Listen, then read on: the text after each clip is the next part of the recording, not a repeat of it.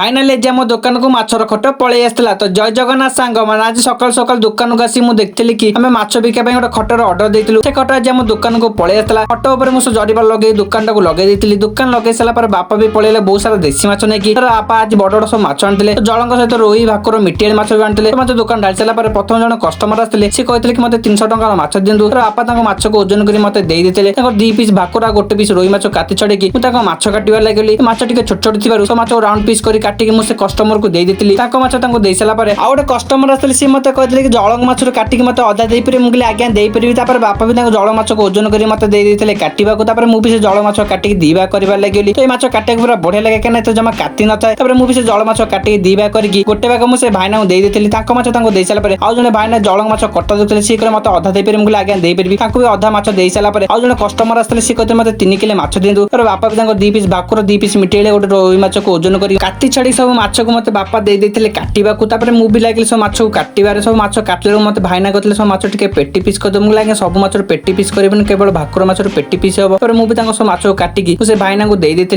माछ दे सारा आम गाँव जन जेजे आसते से बापा गोटे बड़ मिठिली माछ को नुचे रखते बापा माछ को काटी छड़ी मत दे देते काटा मुझे लगे से मिठी माछ को काटा मिठी माछ को काटिकी पेटी पिस कर मुझे जेजे को दे देती माछ दे सारा आ दुकान में किसी अल्प माछ था तो आपको बिकी मु घर पलि। आज मिनी ब्लॉग आपको भल लगे तो लाइक सब्सक्राइब करेंगे। रोची जय जगन्नाथ।